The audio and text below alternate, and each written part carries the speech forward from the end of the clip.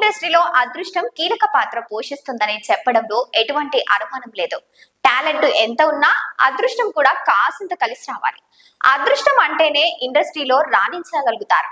అది హీరో అయినా హీరోయిన్ అయినా ఈ రూల్ వర్తిస్తుంది. ఒక్కసారి ఆ రేంజ్ లేకు ముద్ర పడిందంటే చాలు, కోలుకోవడం చాలా కష్టం. సరిగ్గా ఇలాంటి సమస్యని ఓ హీరోయిన్ కి ఎదుర్కొంటుంది.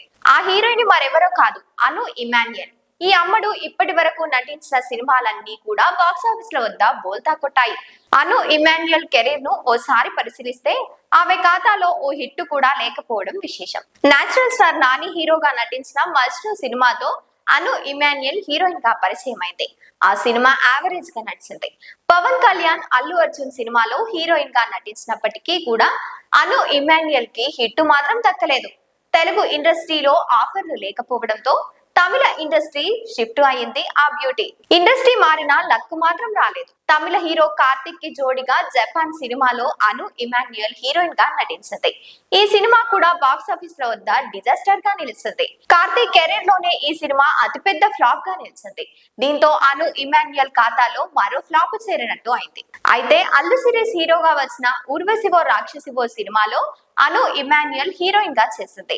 అల్లు సిరీస్ తో ఓ రేంజ్ లో రొమాన్స్ చేసింది. లిప్ లాక్స్ తో పిచ్చెక్కించింది. ఈ సినిమాలో వీరిద్దరి మధ్య కెమిస్ట్రీ బాగా వర్కౌట్ అయ్యిందని ప్రశంసలు అయితే దక్కాయి. కానీ వసూలు మాత్రం కురిపించలేకపోయింది. దీంతో అను ఇమాన్యుయల్ ఏ సినిమాలో ఉంటే ఆ సినిమా ఫ్లాప్ అనే నెటిజన్లు చర్చించుకుంటున్నారు. అందం, అభినయం రెండు ఉన్నప్పటికీ అను ఇమాన్యుయల్ కి అదృష్టం మాత్రం కలిసి రావడం లేదు.